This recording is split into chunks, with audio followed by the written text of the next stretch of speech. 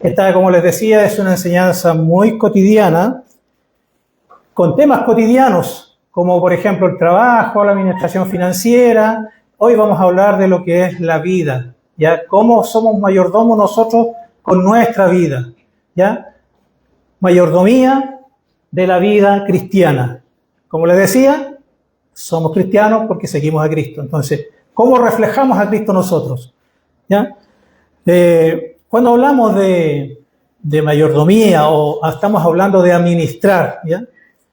Y este tema no es nada fácil, ¿ya? Vemos que personas estudian, vemos personas que se preparan 3 años, 5 años para poder ser buenos administradores. Pero el Señor, sin embargo, Él nos ha dejado que todos nosotros seamos administradores.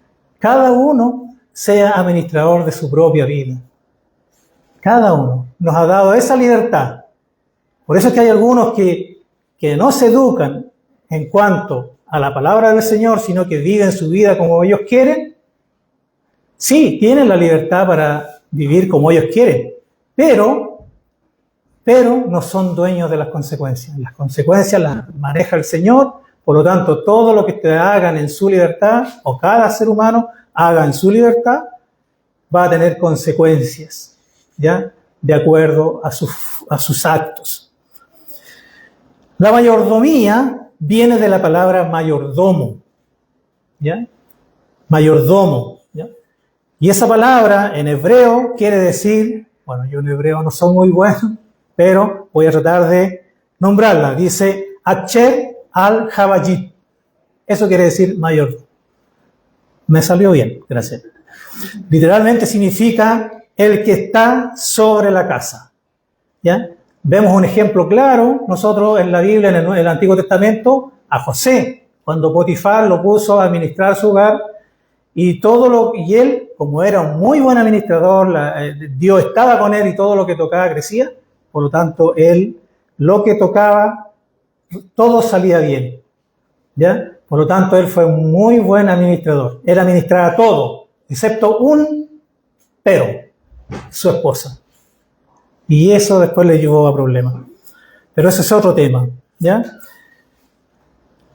No, el mayordomo no es propietario, ¿ya? Sino que administra bienes ajenos, ¿ya? Vamos a leer la palabra y el título central de este mensaje del día de hoy. El título es Mayordomía de la vida cristiana. Y la encontramos en 1 Corintios, versículo 1 y 2. Le puse el versículo 2, no hay, pero se entiende. Y dice así la palabra del Señor. Yo la voy a leer en la versión LBLA, la Biblia de las Américas. Que todo hombre nos considere de esta manera, Pablo hablando, ya a los Corintios, como servidores de Cristo y administradores de los misterios de Dios. Ahora bien, además se requiere de los administradores que cada uno sea hallado fiel. Así, no es que le esté pidiendo resultados, sino que sea fiel. Ya que sea íntegro y que sea fiel. En el Nuevo Testamento, en el Nuevo Testamento vemos esta misma palabra de mayordomo que significa oikonomos y que quiere decir oikos, que significa casa, y nomos, que significa ley y administración. Significa literalmente administrador de una casa o patrimonio ajeno, ¿ya? Lo vimos nosotros la semana pasada en el mayordomo infiel en Lucas 16:11. Para nosotros empezar a hablar de lo que es la mayordomía cristiana, vamos a ver 5 puntos, o sea, 4 puntos, y no me funciona, perdón. ¿Ahí sí? No. No está prendido. Sí funciona, pero no me quiere cambiar. Pero no lo hacemos de acá nomás, no se preocupen. Oh, quedó pegado. Bueno, estamos en vivo. Ocurrió un pequeño percance aquí con el equipo, pero cuando salen las enseñanzas y las predicaciones en vivo, ahí sí. Ahora se arregló. Gracias, mi hermano. Aquí tenemos un técnico, gracias al Señor, que nos soluciona el problema de inmediato. Vamos a ver, como les dije, 5 puntos. O sea, 4 puntos, pero no podemos ver esos 4 puntos si antes no vemos el punto principal, que es Cristo como Salvador y Señor. 2 palabras, aquí vemos 2 palabras que son muy importantes entenderlas. Porque como les comentaba el domingo pasado cuando estaba enseñando sobre la educación financiera bíblica, administración financiera bíblica, creo que les toqué este punto así de pasada nomás, sobre lo que significa Salvador y Señor. Cuando nosotros entendemos estas dos palabras, vamos a poder nosotros comprender cómo manejar estos 4 puntos, que estos 4 puntos son como el resumen de lo que es la vida cristiana, cómo debemos ser nosotros en la vida cristiana. Y eso va para todos. Y es importante que los niños también pongan atención porque ellos lo esperan y sería muy bueno que ustedes también entiendan para poder administrar su vida a futuro y no tengan que después lamentar por decisiones erróneas, ¿ya? Por eso es importante poner a Cristo primero en todo. Como les decía, vemos 2 puntos importantes aquí. El primer punto, a Cristo como Salvador, ¿ya? Cristo como Salvador. Cuando yo acepto a Cristo como Salvador y Señor, yo recibo. Y eso a nosotros nos encanta. Pero cuando tenemos que dar o tenemos que sacrificar, ahí es el problema. Ahí no nos gusta.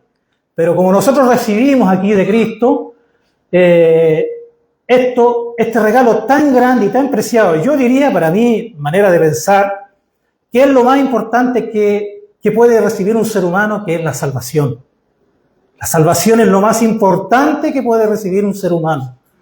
Y eso nos debe llenar de gozo, que nosotros en nuestra vida diaria, donde vamos, como les decía yo en el trabajo, el trabajo va a ser nuestro altar, vamos a poder nosotros ordenar nuestra vida financiera, que son cosas cotidianas, pero que no tenemos un orden. Pero todas esas cosas las vamos a poder entender cuando nosotros reconocemos que Cristo nos ha dado esta salvación tan grande, el mayor regalo que puede recibir el ser humano. ¿Y qué lo recibimos de él nosotros? Recibimos perdón de pecado, justificación delante de Dios, o sea, justificación, reconciliación, o sea, de enemigos pasamos a ser hijos, ¿ya? Porque éramos enemigos hasta que Él nos rescató y ahora somos hijos. Recibimos paz con Dios, recibimos vida eterna, ¿ya? Y tenemos una nueva identidad. ¿Ya? Ahora somos hijos de Él, ¿ya? Eso es lo que nosotros recibimos de Él. Como Señor, Cristo gobierna, yo obedezco. No solo me salva, ahora le pertenezco, ¿ya? Entonces nosotros, Mateo 1:21 dice, y dará a luz un hijo y llamará su nombre Jesús, porque Él salvará a su pueblo de sus pecados. Entonces podemos entender que la salvación viene de Él, el regalo lo da Él, ¿ya? Entonces yo recibo liberación de mi culpa, recibo rescate cuando no podía salvarme, como lo dice, yo estaba perdido, estaba separado, estaba sin dirección, estaba bajo condenación, pero yo recibo de Él salvación. Ahora, ¿qué es lo que nos toca a nosotros dar? Y este es el problema, porque nosotros aquí nos gusta recibir, como les decía, pero no nos gusta dar. Entonces, cuando nosotros lo aceptamos como Señor, permiso hermanos, que cuando hablo mucho se me seca un poco la boca y me falta hidratación. Así que les pido disculpas por eso. Cuando nosotros nos toca dar y lo aceptamos a Cristo como Señor, nos cuesta mucho entender el sacrificio que tenemos que hacer. ¿Por qué? Porque yo le entrego a Él. ¿Y qué es lo que le entrego? le entrego mi voluntad. Es difícil entregarle su voluntad porque yo quiero hacer mi voluntad, yo quiero hacer lo que yo quiero. Yo hago lo que quiero con mi vida, como se dice por ahí. No. Cuando yo tengo a Cristo como Señor, yo entrego mi voluntad, ya Él me gobierna a mí. Entrego mi obediencia, ya mi lealtad absoluta. Mi lealtad absoluta. Yo no negocio. Cuando de repente hacen chistes, qué sé yo, donde meten a Cristo en la cruz, ya para que vean, ahí está Cristo, para que vayan viendo cómo terminó. Pero Él no está, Él no quedó ahí. Estuvo un día ahí, ¿no? Después lo bajaron, bajó, lo enterraron y después resucitó. ¿Ya? Entonces, sigo con el tema. Mi tiempo, mis prioridades, yo le entrego mi tiempo. Y eso es importante entender, hermano, porque cuando yo hablo mi tiempo, la cual vamos a hablar más adelante, debe ser prioridad. Él, prioridad. Le entrego mis recursos. ¿Por qué? Porque mis recursos, yo, como les decía la semana pasada, nosotros, todo lo que nosotros tenemos lo recibimos. Por lo tanto, yo tengo que dar cuenta de lo que recibo. También lo vamos a hablar más atrás. Punto. ¿Ya? Entrego mi pecado oculto. Muchos de nosotros hay pecados ocultos en nuestro corazón que muchas veces nosotros ni siquiera no los recordamos. Pero eso es importante que nosotros lo saquemos a la luz. Y si nosotros muchas veces no nos damos cuenta, pero es importante orar al Señor para pedirle que saque todo eso que está interior, que nos impide poder llevar una vida en paz, una vida libre. Que cuando yo vaya a trabajar y no esté con esa frustración de que tengo que ir a trabajar, y no, que pueda ser libre, hermano. ¿Ya? Mi pecado, mi futuro, yo le entrego mi futuro, hermano. Entonces, entendiendo estos dos puntos, nosotros ya podemos manejar los otros 4 temas. Los siguientes temas es, como vimos al principio, el tiempo. ¿Ya? Como vimos nosotros, ¿ya? El tiempo, hermano, es muy importante saber entender lo que significa el tiempo. ¿Por qué? Porque el tiempo es creación, es criatura. No es que no es que haya existido siempre. El tiempo, Génesis 1:1 dice, en el principio creó Dios los cielos y la tierra. O sea, el tiempo tiene un inicio y tiene un fin.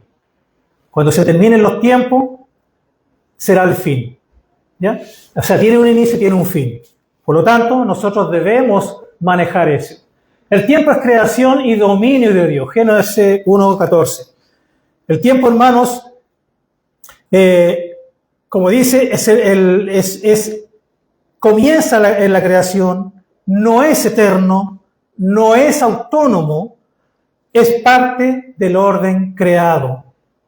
Por lo tanto, así como el tiempo se inició cuando habla Génesis o habla Moisés en el Génesis, de que empezó en Génesis 1 y termina en Génesis, Apocalipsis 22, es creado. Pero nosotros también tenemos un tiempo.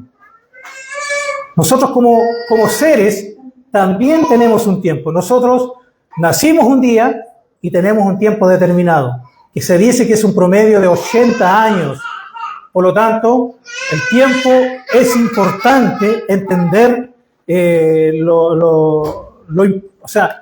importante entender lo valioso que es, porque es algo creado por Dios y es bueno. Por lo tanto, nosotros debemos entender de que el tiempo que el Señor le entregó a usted para que usted lo maneje debe ser de una manera muy responsable. Por eso es que nosotros tenemos un desorden y nos falta educación para ver y entender estos temas, como les decía yo, que son temas muy cotidianos, que nosotros los vivimos todo el día, pero ni siquiera nos damos cuenta de lo que estamos viviendo ni cómo manejamos el tiempo. Como decía alguien por ahí, hay personas que corren detrás de lo urgente, pero olvidan lo más importante, que es Dios. ¿Me entienden? Entonces, el tiempo es criatura, no creador. Charles Spurgeon comentaba y decía Cada tic del reloj es el martillo de Dios recordándonos que nuestra vida es corta y nuestra eternidad es larga.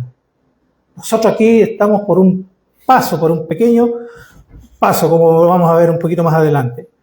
Calvino también comentó sobre esto del Génesis. El mundo no se mueve al azar. Cada momento está dispuesto por la voluntad soberana de Dios. ¿Ya?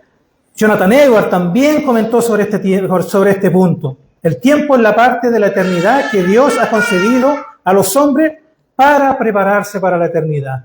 Por lo tanto, si usted vino en el tiempo perfecto que el Señor quiso que usted llegara, porque si nosotros analizamos hacia atrás, la cantidad de seres humanos que han pasado son muchos. Yo creo que nadie sabe la cifra exacta de los seres humanos que han pasado en la historia. Pero sí tenemos un registro de los que somos actuales ahora. 7.500 millones de habitantes aproximados. Todos tienen un tiempo. Se les ha dado un tiempo. Por lo tanto, la persona es responsable de ese tiempo. ¿Está realmente poniendo a Dios, valorando lo que Dios le entregó? Porque el Señor nos va a pedir fidelidad y vamos a tener que dar cuenta de lo que hicimos, cada acto y todo lo que hicimos en ese tiempo.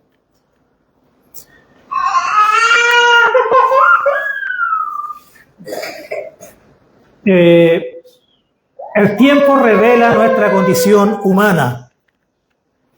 El tiempo revela nuestra condición humana. En Eclesiastés 1 dice, todo tiene su tiempo. La palabra hebrea aquí es semán, implica un tiempo señalado, determinado. No vivimos bajo el azar o la suerte o un destino ciego. Vivimos bajo la providencia de Dios.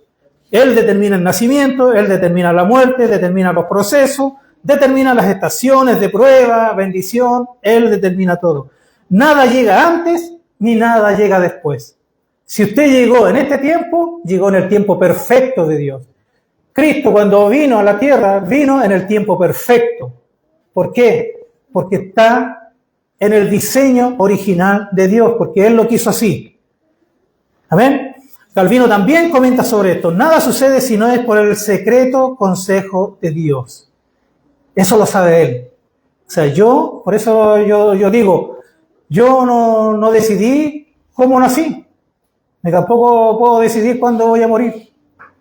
Entonces, ¿por qué me siento yo dueño del mundo aquí? ¿Por qué creo que todo el mundo gira a mi alrededor? Entonces, esto nos debe llevar a la humildad y a reconocer que el Señor es el que maneja los tiempos. Si estamos aquí, en este tiempo, y hayamos tenido los padres que tuvimos, como siempre se los comento, los amigos, la familia, los vecinos, es porque el Señor en su santa voluntad, en su secreto, diseñó todo esto.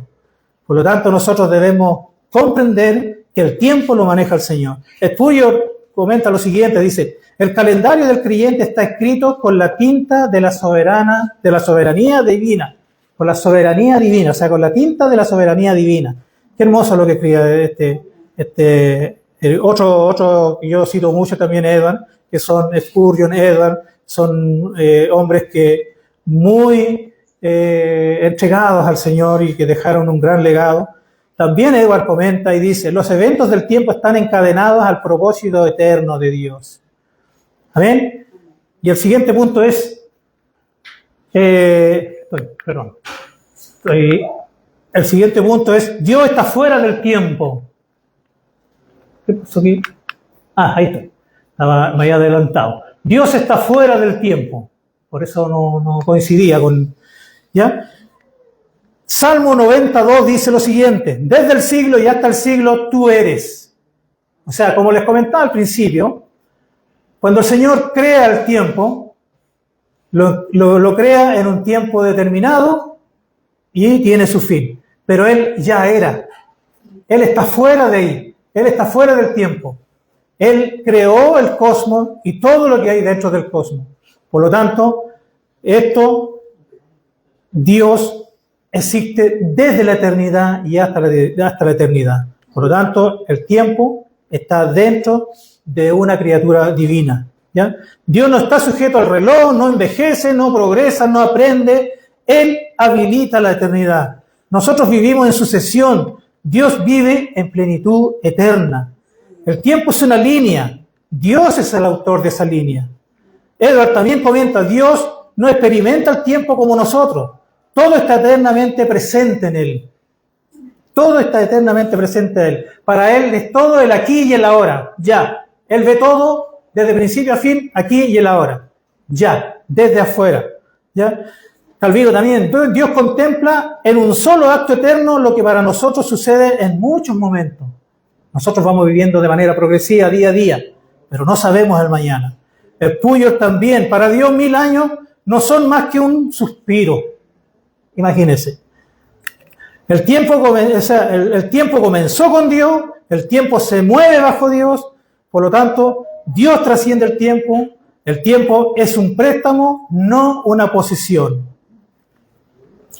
¿Cuáles deben ser nuestras prioridades?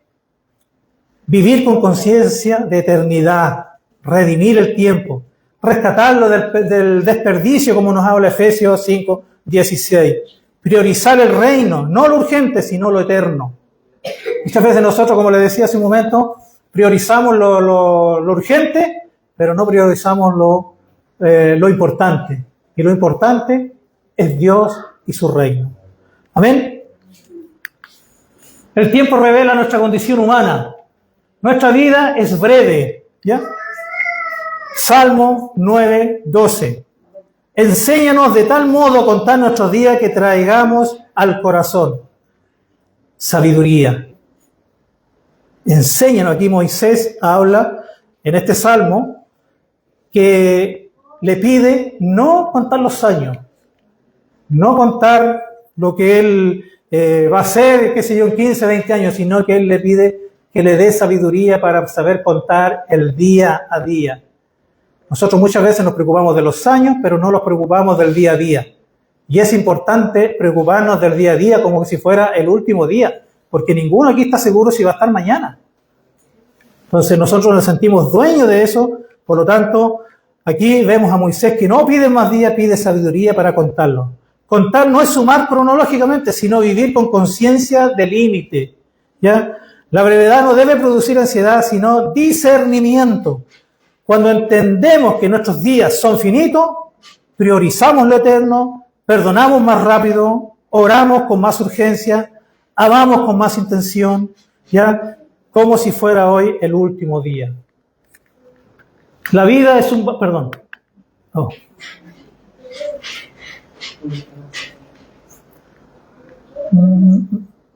¿Qué hice algo?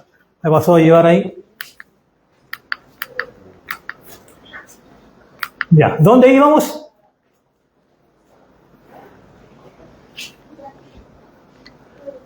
Les pido disculpas a los que nos siguen en vivo, ya que tuvimos un desperfecto técnico, pero seguimos.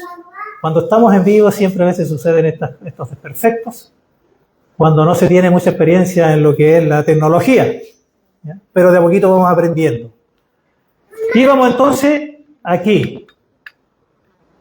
La vida es un vapor. La vida es un vapor. Si nosotros vemos en Santiago, dice lo siguiente, porque ¿qué es vuestra vida? Ciertamente es neblina que se aparece por un poco de tiempo y luego se desvanece. ¿Quién no ha visto la neblina? A veces vemos mucha neblina. Pasa un rato, pasan unas horas y después desaparece y no sabemos para dónde se fue. No sabemos quién la guarda. Bueno, así es nuestra vida. Hoy día estamos, mañana no sabemos. Por lo tanto, nosotros somos aquí somos vapor, dice la palabra. Somos frágiles, somos temporales, somos dependientes. El vapor aparece y desaparece sin dejar rastro. La ilusión moderna es pensar que tenemos el control. Pero no tenemos el control, hermano. Somos simplemente neblina que no sabemos a dónde va ni sabemos dónde se guarda. Nos lleva esto, hermano, a no posponer el arrepentimiento, reconocer, a no retrasar la reconciliación, ¿ya? ¿Por qué? Porque no debemos dejar para mañana la obediencia, hermano. ¿Ya? El babor no negocia con el calendario. Se desvanece, se va. Por eso es importante vivir el día a día y priorizar lo eterno. ¿Amén? Como decía, el tiempo prueba el corazón. No desperdicien el tiempo, dice Efesios. No desperdiciemos el tiempo. Mirad pues con diligencia, no andéis aprovechando bien, mirad con diligencia cómo andéis, aprovechando bien el tiempo. El tiempo revela lo que amamos, porque, como les decía, nosotros andamos detrás de lo urgente y buscamos lo que amamos. Entonces siempre andamos preocupados de lo que amamos, de lo que queremos. Cada minuto invertido muestra nuestro tesoro. Redimir el tiempo implica rescatarlo del desperdicio espiritual. El tiempo prueba si Cristo es prioridad, si la carne gobierna, si el reino es central, ¿ya? Si el ocio domina. Todo eso prueba el tiempo, el corazón. El tiempo para Dios. ¿Cuánto tiempo, por ejemplo, nosotros dedicamos para Dios? ¿Cuánto tiempo para lo eterno? ¿Cuánto para lo pasajero? Que son puntos que debemos ordenar para nosotros poder ordenar el tiempo en el cual nosotros vivimos. Porque el tiempo es suyo. El Señor le ha dado a cada uno su tiempo, el día a día, para que podamos nosotros ordenarlo. ¿Ya? Entonces, vemos nosotros aquí que el tiempo debemos nosotros valorarlo. Valorarlo. ¿En qué sentido? En valorar cuando usted vive eso que es pasajero, cuando usted dedica tiempo a lo que es pasajero, ¿ya? Y no lo aplica y no lo invierte en lo que es eterno. Amén. Vamos, el problema no es que tenemos poco tiempo, hermano. El problema es que lo usamos sin perspectiva eterna. Y esto nos lleva al siguiente punto, hermano, los talentos. ¿Qué son los talentos? Nosotros vemos en la Biblia, vemos ahí un relato ahí en Mateo 25, 14, del 14 al 30.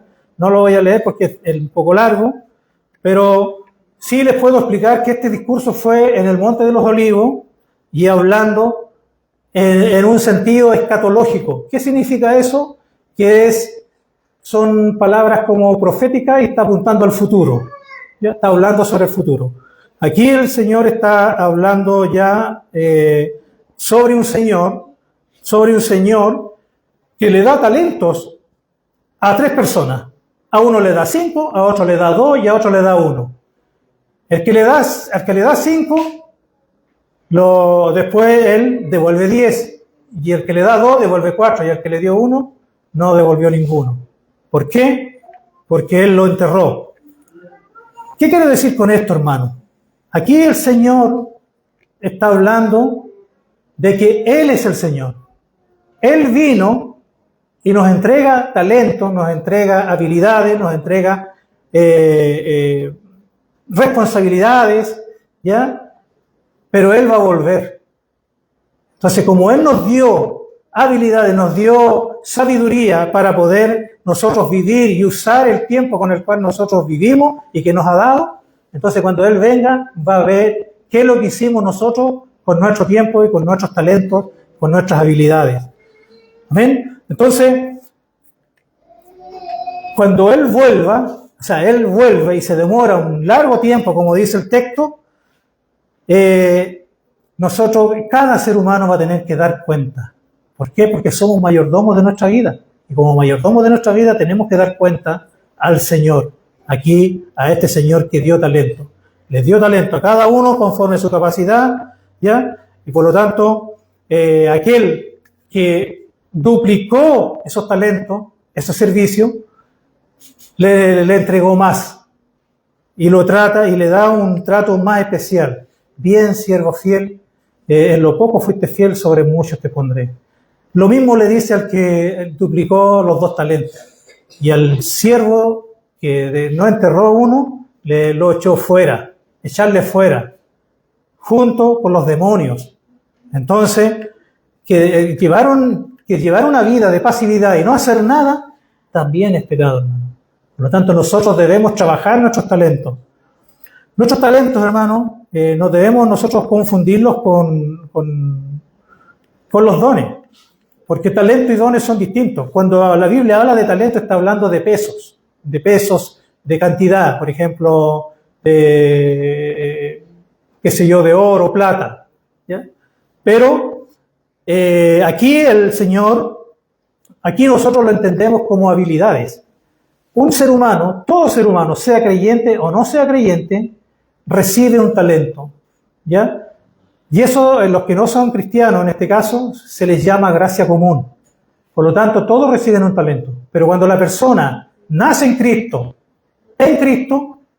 el Señor les da un don. Entonces, muchas veces esos talentos se transforman en dones.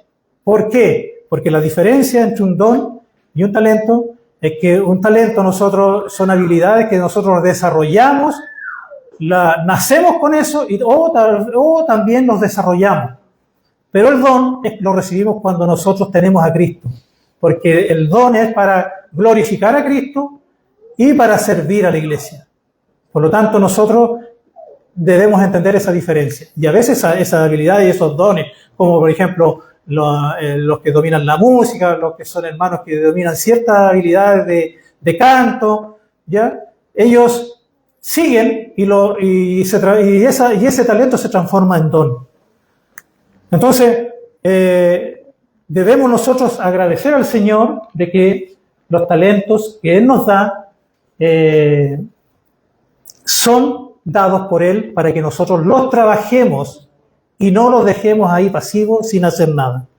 Así que un llamado a los hermanos, que aquellos que le ha dado el Señor dones, reaccionen, úsenlo para el Señor, no lo dejen ahí, porque van a tener que dar cuenta.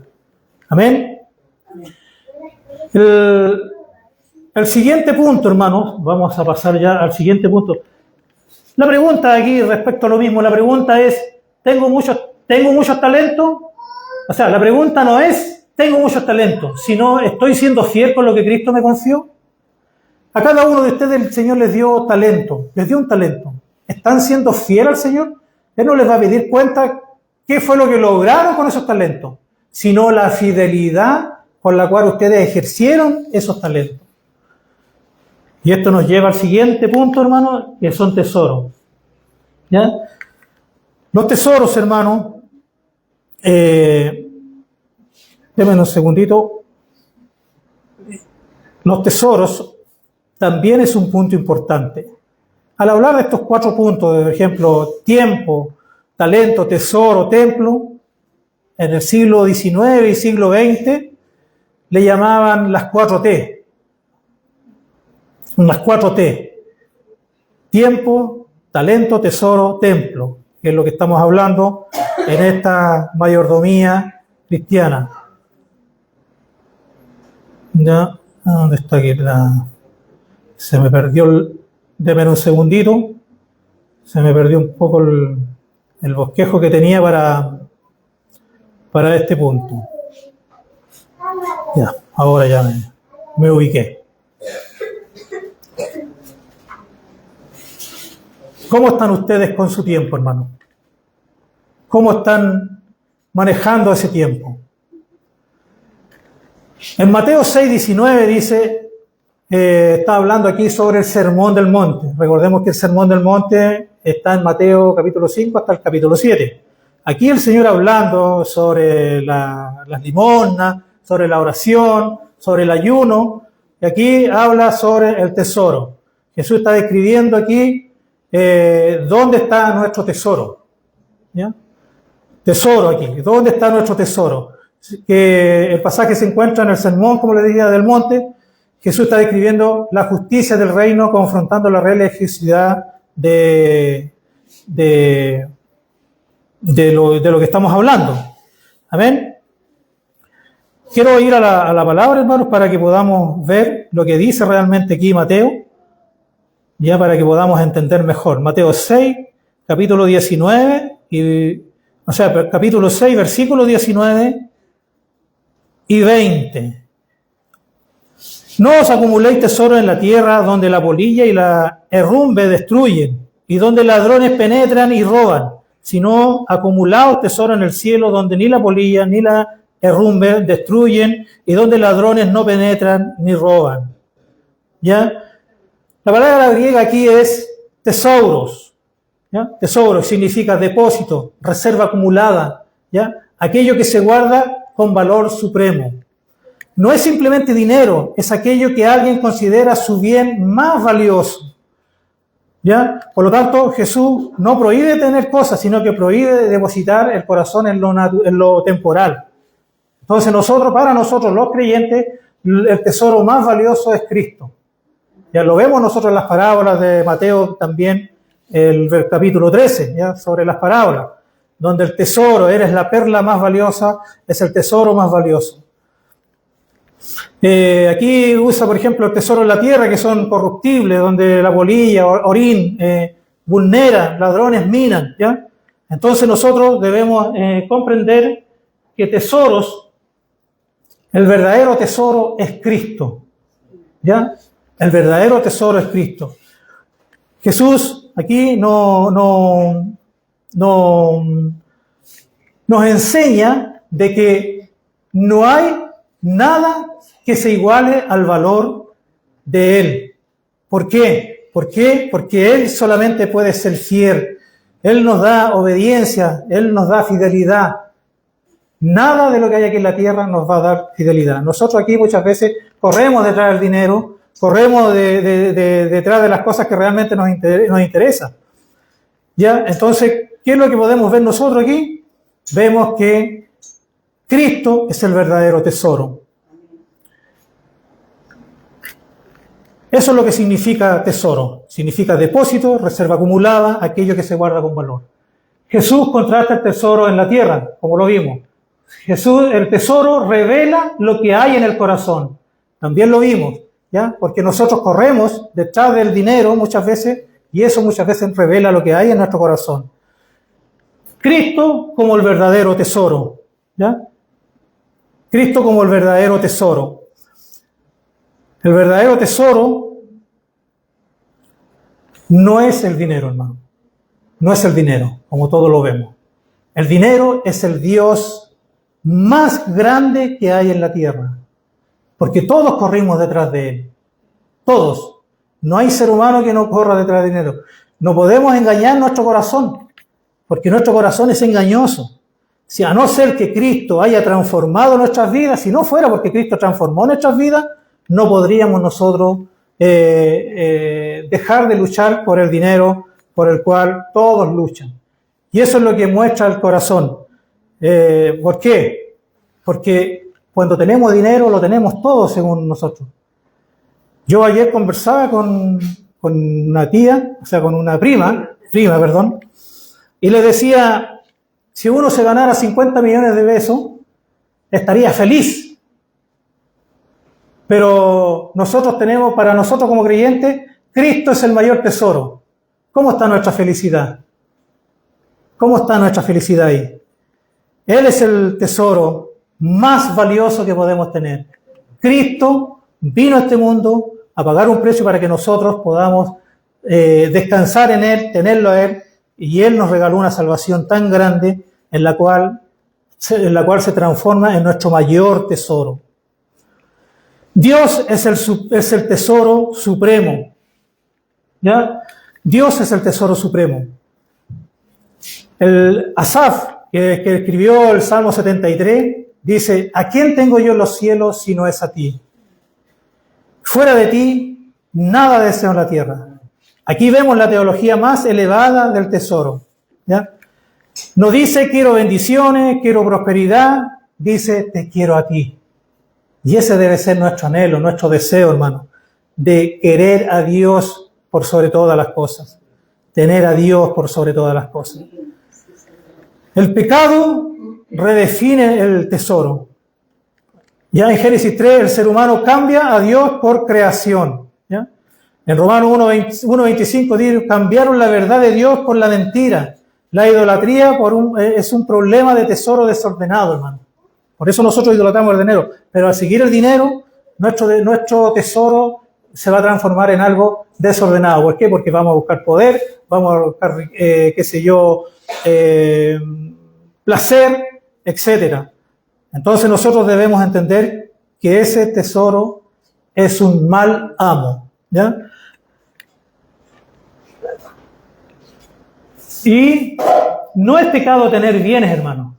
Es peligroso cuando los bienes te tienen a ti. El problema no es lo que posees, sino lo que gobierna tu corazón, ¿ya? Por lo tanto, mis amados hermanos, este texto nos obliga a preguntarnos, ¿qué ocupa mis pensamientos constantes? ¿Ya? ¿Qué me causa ansiedad perder? ¿Qué determina mis decisiones? ¿Dónde invierto mi tiempo y recursos? ¿Ya? ¿Eso es tu tesoro, hermano? Tu tesoro, ¿qué Dios revela en ti? Y esto nos lleva a analizarnos nosotros para que nosotros podamos ver qué es lo que está gobernando nuestras vidas. ¿Ya? El tesoro bíblicamente es aquello que valoramos como supremo, donde depositamos nuestra seguridad, afecto y esperanza. Jesús nos enseña ahí que lo terrenal es temporal, lo celestial es eterno. El tesoro dirige el corazón. Por eso, hermano, Cristo es el tesoro incomparable. Dios mismo es la satisfacción suprema del alma. Por eso es el llamado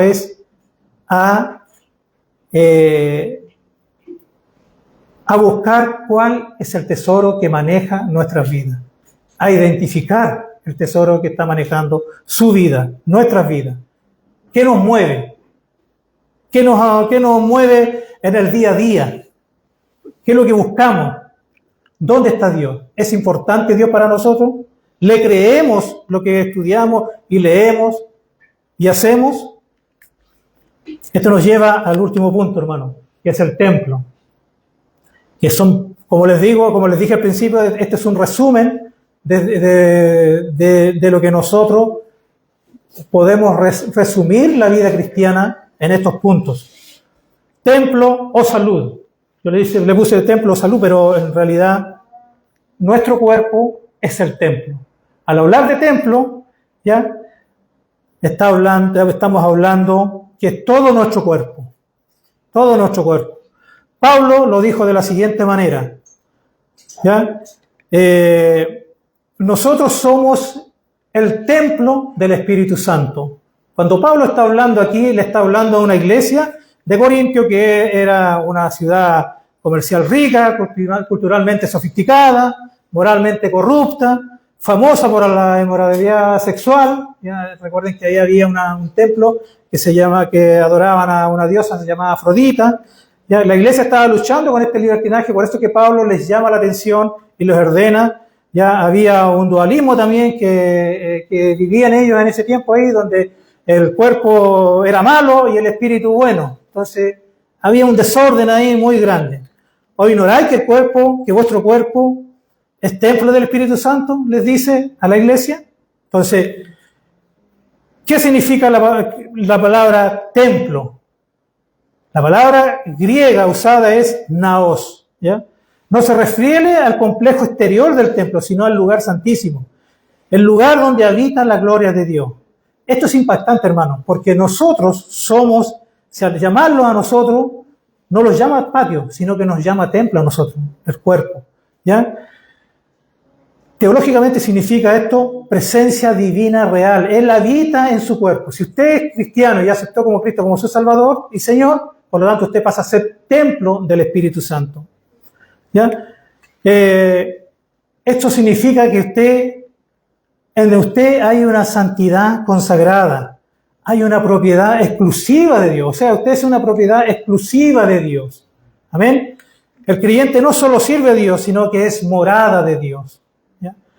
¿Cuál es el fundamento de ser templo? Bueno, el texto da 3 fundamentos. La obra del Espíritu Santo, el cual está en vosotros.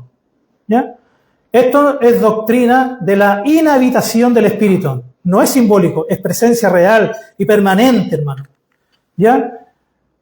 Habéis sido comprados por precio. Aquí está el fundamento jurídico. El cuerpo no nos pertenece, fue comprado por sangre, como nos habla Pedro. ¿Ya? Pedro dice, fuimos redimidos con la sangre preciosa de Cristo. Estamos unidos con Él. Es una unión que ahora tenemos con Cristo. Por lo tanto, nuestro cuerpo pasa a ser un templo del Espíritu, hermano. O sea, un templo del Espíritu Santo que habita en usted, ¿ya? Entonces, ¿cómo podemos nosotros ver esto o cómo se relaciona con la salud? Aquí debemos nosotros ser equilibrados, hermano.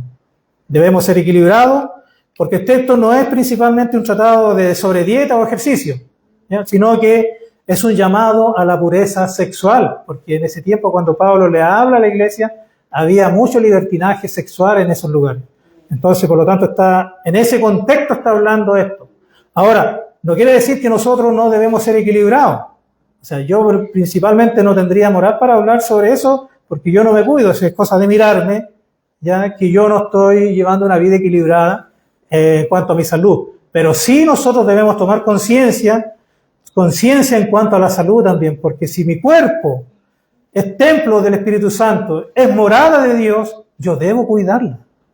Entonces, por eso es que la educación que nosotros estamos recibiendo ahora en estos temas tan cotidianos, debemos ser muy equilibrados en todo, hermano. No solamente llevar una vida espiritual, ya, y volar por los aires espiritualmente, pero y con el cuerpo no reflejamos tampoco el cuidado del templo. Y eso nos lleva a nosotros también a tomar conciencia de esto, ¿ya? Si el cuerpo es templo, no es instrumento de destrucción o de abuso ni negligencia. ¿Qué quiere decir eso? Que la salud entra como mayordomía también. No porque el cuerpo sea un ídolo, sino porque es prioridad divina. Cuidarlo quiere decir, incluye pureza moral, moderación, descanso adecuado, evitar excesos dañinos. Y eso es lo que nosotros muchas veces no evitamos, especialmente yo me pongo como ejemplo, que no me he cuidado de acuerdo a la misma alimentación y eso me ha dañado mi cuerpo. El hecho de estar sobrepeso daña mi cuerpo. ¿Por qué? Porque mi cuerpo está hecho en una estatura, Dios nos ha dado una estatura y eso tiene que tener un peso.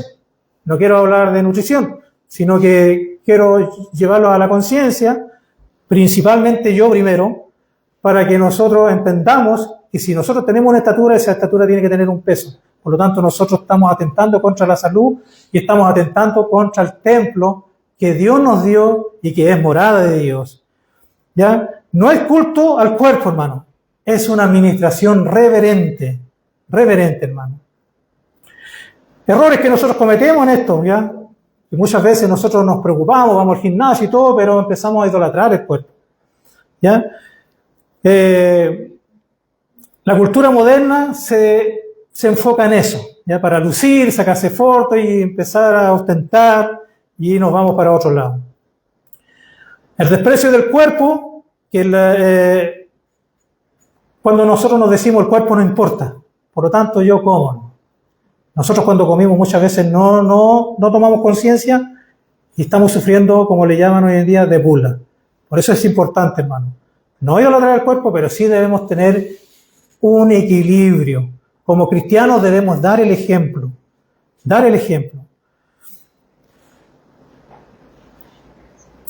No convertir cuidado físico a medida de espiritualidad. La justificación no es por gracia, ni tampoco es por masa muscular. Eso no quiere decir, hermano, que ahora nosotros vamos a inclinarnos más porque obviamente estamos de repente sobrepeso. No, sí debemos ser ordenados, pero debe ser todo equilibrado. Todo equilibrado. Cuando Cristo habla de aquí, en Juan 2, 19, 21, dice, destruir este templo y en 3 días lo levantaré. Al hablar del templo, cuando Cristo estaba hablando del templo de su cuerpo, Cristo es el verdadero templo. ¿Por qué? Porque en él habitaba la plenitud de la deidad, como dice Colosenses 2:9. Es el punto de encuentro entre Dios y el hombre. ¿Ya? En el Antiguo Testamento, el templo era lugar de sacrificio, presencia divina, mediación. Ahora Cristo es el templo y unido a él participaremos en esa realidad. Nuestra condición de templo es derivada a la suya, ya en esencia. ¿Ya? Por lo tanto, debemos cuidar el templo. Templo significa morada santa de Dios, ¿ya? Comprada por sangre, habitada por el Espíritu y destinada a glorificar a Dios. Esos somos nosotros, hermano. Eso somos nosotros. Implica identidad, implica pertenencia, santidad. Amén. Hermano, este texto confronta profundamente ya esto, hermano. ¿Por qué? Porque nos lleva a preguntarnos, ¿uso mi cuerpo para la gloria de Dios? ¿Lo trato como propiedad privada o redimida? ¿Mi vida corporal honra la obra de Cristo? No somos dueños, somos administradores de un templo comprado a precio infinito. Por eso debemos valorar y tomar conciencia de estos puntos. Y para hacer una aplicación y ir terminando este punto, hermano, esta enseñanza, esta serie en la cual la vengo haciendo hace 3 domingos, quiero que nosotros entendamos una cosa, que todas estas enseñanzas que he hecho durante estos 3 domingos van de la mano. Como bien les dije al principio, es algo cotidiano, pero van de la mano. Cuando hablamos del primer mensaje sobre el trabajo, que el trabajo es un altar, que debemos valorarlo, porque es el trabajo que Dios nos dio para trabajar, para darnos un sustento, la cual Él diseñó el trabajo, nos diseñó con una vocación para trabajar, porque Él trabaja, también nos enseña sobre la administración financiera, donde nosotros debemos ser administradores fieles de acuerdo a lo que el Señor nos da, ordenar nuestras deudas, ordenar nuestro sustento, viendo las prioridades, viendo las necesidades y no dejándonos llevar por nuestros deseos, porque muchas veces nuestros deseos van por delante. Y ahora sobre la administración de la vida. Estos 3 puntos van de la mano, por lo tanto, espero que les haya sido de educación, hermano, para poder usarlos y tomar conciencia de que debe haber un equilibrio, de que debemos nosotros mostrar una diferencia como cristianos hacia el mundo secular donde nosotros nos rodeamos. En el siglo XVI y XVII, cuando partió la Reforma, en el siglo XVI, hubieron hombres, por ejemplo, como Martín Lutero, Ulrico Zwinglio, Teodoro de Beza, Juan Calvino, que partieron con una enseñanza hacia la iglesia, y todos estos hombres entendieron estos temas tan clarito que en esos países donde ellos trabajaban, esos países que normalmente fueron países de Europa, del norte de Europa, fueron países muy prósperos, donde ellos trabajaban y producían como para su Señor. No se quejaban, no reclamaban, sino que ellos trabajaban, entendían que el trabajo es un altar donde adoraban al Señor. Nosotros, hermanos, nosotros como cristianos debemos entender esta educación.